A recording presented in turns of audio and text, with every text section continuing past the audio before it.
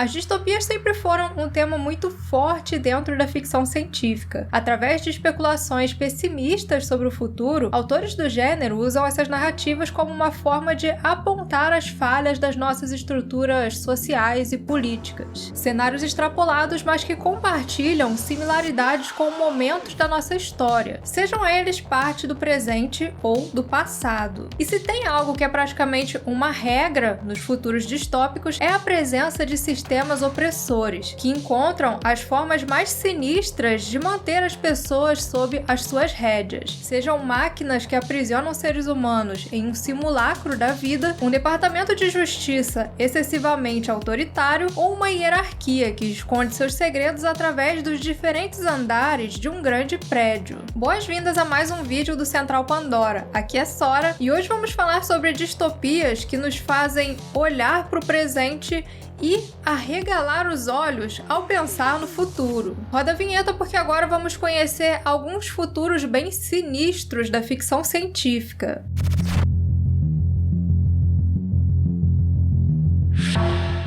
Quando se fala em distopias, os quadrinhos apresentam alguns cenários bem curiosos. Além do já famoso e altamente influente universo do Juiz Dredd, existem outras histórias menos conhecidas, mas que trazem ideias tão interessantes quanto, como é o caso do Ministério, do renomado quadrinista argentino Ricardo Barreiro, em parceria com o artista Francisco Solano Lopes, muito conhecido pelo Eternauta. O Ministério é um arranha-céu gigantesco de 5.000 andares, onde agora vivem os sobreviventes de uma catástrofe que devastou o planeta. Nos andares inferiores, trabalhadores vivem sob um sistema rígido, comandado pela hierarquia. Um governo nada amigável que frequentemente sequestra esses trabalhadores para satisfazer os seus desejos ou servir como cobaias em experimentos genéticos. O protagonista dessa história é Carlos Pibe, um jovem estagiário que vivia nos andares inferiores e nutria uma paixão pela telefonista Susana. Sempre que tinha uma oportunidade, ele ia no departamento dela, chamava ela para sair, mas um dia o serviço de segurança da hierarquia, que é a SS, vai até o departamento de informática e rapta várias mulheres jovens, incluindo Susana. Então agora, motivado por salvar a sua amada, Carlos decide confrontar esse sistema. E nesse resgate, ele não estaria sozinho. Junto com ele, outros empregados revoltados pelos raptos cada vez mais frequentes, pelo abuso constante, a comida cada vez pior, dão início a um movimento chamado Mopeliato, o Movimento pelo Livre Acesso Total, uma organização clandestina que tinha como objetivo mudar o status quo, alterando os sagrados estatutos orgânicos do Ministério. Através da sua estrutura vertical, o Ministério usa de diferentes meios para manter sob controle as classes inferiores. A ideia do prédio funciona aqui como mais do que uma barreira física, mas também como uma alegoria ao processo de alienação e controle. Enquanto na série Ruptura, a ignorância sobre o que há além dos limites estabelecidos é mantida através da tecnologia, no Ministério, formas de controle mais próximas da realidade são aplicadas, de uma educação manipuladora e uma constante doutrinação pró-governo até o uso de drogas e lobotomia. Nesse cenário, é constantemente reforçada a ideia da supressão do indivíduo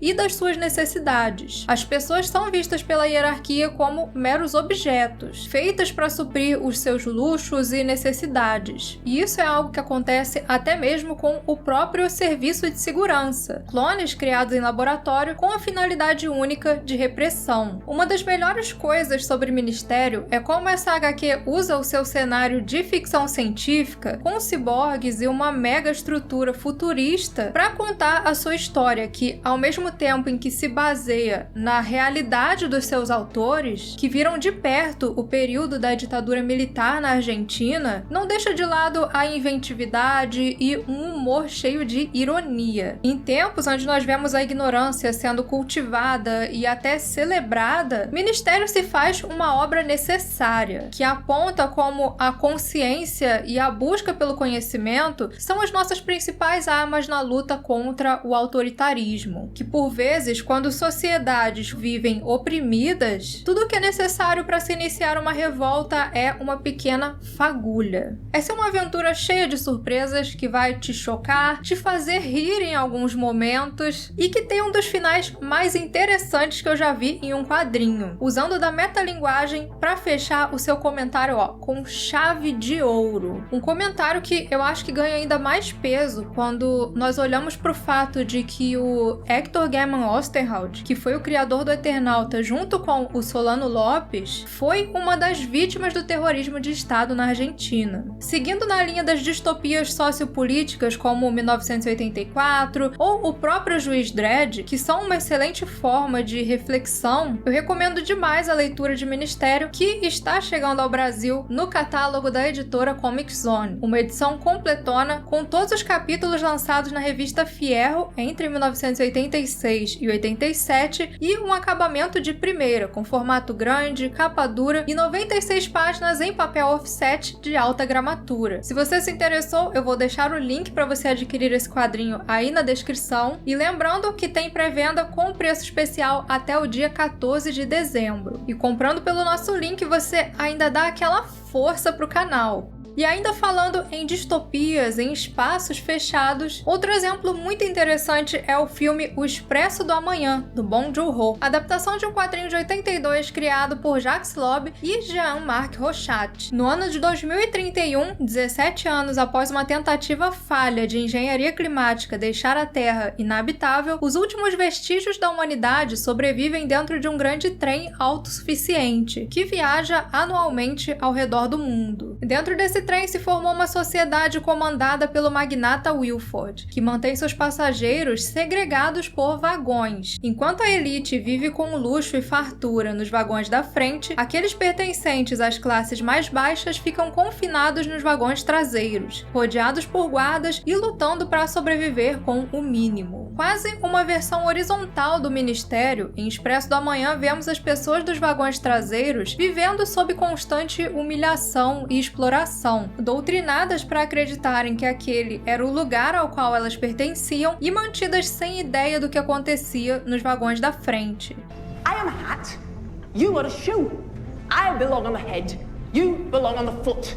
Yes, so it is. Mas tudo muda quando o protagonista Curtis lidera uma rebelião para acabar com a opressão de Wilford. Uma jornada que leva os personagens por uma série de microcosmos com estéticas próprias e pequenas narrativas individuais que vão revelando os segredos dessa distopia. Em Expresso do Amanhã, vemos o confinamento sendo usado como uma poderosa ferramenta de alienação, que mantém a sua estrutura fomentando a repulsa pelos que estão na cauda. Uma estrutura que é protegida até mesmo por aqueles que estão no meio, mesmo que eles também sejam usurpados pela primeira classe. Sim, são as classes inferiores sendo colocadas para brigar entre si, enquanto nos vagões da frente a elite vive no bem bom, só se aproveitando do trabalho das classes mais baixas. Além do filme, essa história ganhou também uma adaptação em série em 2020, uma espécie de reboot passado 7 anos após a catástrofe climática, mais 8 anos antes do filme. A série de O Expresso do Amanhã até teve uma recepção boa do público e chegou a ter 3 temporadas lançadas, mas infelizmente foi cancelada na 4ª, que traria justamente a conclusão da história. Quantas vezes você já não se sentiu aprisionado pela burocracia? Sim, documentos, carimbos, processos burocráticos também podem ser uma forma muito poderosa de controle, como nós vemos no filme Brasil, de Terry Gilliam. Sim, é Brasil com um Z mesmo.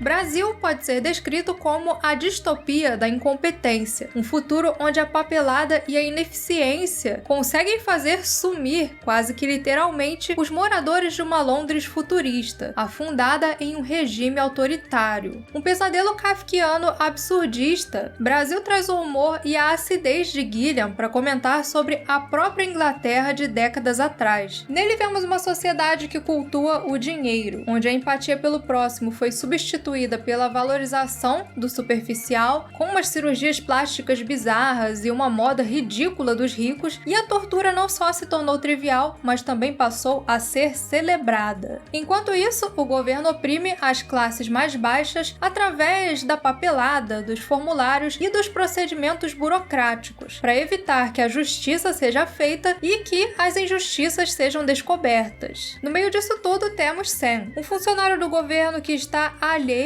ao sistema que serve, até que um dia aquela que era literalmente a mulher dos seus sonhos entra na mira do terrível Departamento de Recuperação de Informações, um braço do governo responsável por punir terroristas que estavam realizando ataques com bombas pela cidade. Mas uma coisa que o filme questiona é: será que esses terroristas realmente existem? Ou será que o governo é tão incompetente que ele precisou criar inimigos fantasmas para colocar a culpa dos seus fracassos? Combinando o surrealismo com um futuro orwelliano, Brasil é uma distopia que, apesar de ter um pé na comédia, consegue se mostrar devastadora, nos lembrando como a indiferença e a falta de reconhecer os próprios erros de quem está no topo pode ser capaz de criar um monstro autoritário incontrolável. Um filme que, aliás, já foi explorado mais a fundo em um outro vídeo aqui no canal. We're all in it together, kid.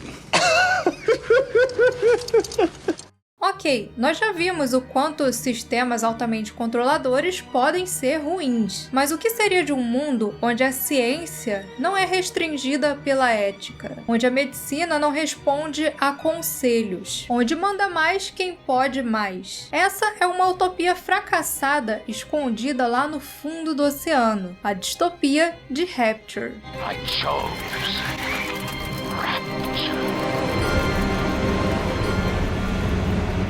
BioShock não é exatamente uma obra futurista, mas sim uma visão retrofuturista que retrata a criação de uma utopia objetivista por Andrew Ryan e a sua filosofia da grande corrente que puxa a sociedade. Porém, não demora para essa cidade tão promissora desmoronar em uma das distopias mais terríveis dos jogos, uma distopia irônica fundada no princípio da liberdade do controle centralizado. Com uma trama envolvendo o transhumanismo através do Adam e os plasmids, a história de Rapture nos mostra o que acontece em uma sociedade onde a ética é determinada por quem tem mais poder aquisitivo e como algo assim pode ser facilmente manipulado e transformado em um pesadelo, através de uma briga econômica entre o idealista Ryan e o inescrupuloso Fontaine. Aqui, mais uma vez, o confinamento é físico. Afinal, como escapar dos horrores de Rapture quando você está dentro de uma cidade de metal no fundo do oceano? BioShock é um fascinante experimento sobre socioeconomia e uma experiência única como um jogo de terror, com uma ambientação impecável e uma trama que eu tenho certeza que vai te pegar muito de surpresa. If your life were the prize, would you kill the innocent? Would you sacrifice your humanity? We all make choices, but in the end, our choices make us. E bom, falando em distopias opressoras, nós não podemos nos esquecer daquela que é a mais influente entre todas elas, 1984, de George Orwell. Publicada em 1949, a obra retrata uma distopia futurista passada em 1984, uma engrenagem totalitária comandada pelo Estado, onde todos são constantemente vigiados pelo Grande Irmão, um líder ditatorial que mantém seu poder através de um culto à personalidade fortalecido através da doutrinação. O protagonista da história é Winston Smith, um homem que trabalha no Ministério da Verdade, reescrevendo documentos históricos para corresponder com os interesses do partido. Um homem que, no seu íntimo, odeia o partido e vive alimentando um sonho de rebelião, até que um dia ele se envolve com uma mulher chamada Julia e acaba descobrindo sobre um movimento de resistência. Mas será realmente realmente possível lutar contra o partido? 1984 é uma obra que explora a crueldade dos poderes totalitários, apresentando uma sociedade onde a liberdade e os prazeres são oprimidos em prol da doutrinação. Uma distopia do passado, mas que conversa com vários aspectos do nosso presente. Um mundo rodeado por desigualdade, comandado por um Estado que pouco se interessa em proteger as pessoas, enquanto o povo, mesmo vivendo num pesadelo, está sempre de cabeça baixa diante do autoritarismo do partido, em uma comodidade alimentada na base do ódio e da frustração. Uma obra essencial e que conversa muito bem com todas as distopias que nós apresentamos aqui nesse vídeo. Lembretes constantes dos autores da ficção de que a sombra do autoritarismo está ao nosso redor, manipulando nossas ideias de felicidade, desincentivando o pensamento crítico e limitando os nossos horizontes. Suprimindo aqueles que questionam, que pensam diferente, logo se cria uma sociedade dócil e altamente controlável, seja através do ódio pelo outro ou da comodidade da apatia. E esse foi o nosso vídeo sobre distopias sinistras da ficção científica. Para mais sci-fi e seus diferentes universos, continuem com a gente aqui no Central Pandora. E antes de encerrar, um agradecimento especial aos membros da Ponte de Comando Joel Melo e Guilherme Ian, e aos oficiais de ciências Rosana Barbosa, Santiago Friedrich e Marcos Juliano, pessoas essenciais na nossa missão de levar a ficção científica por todas as galáxias. Muito obrigada e vejo vocês por outros mundos.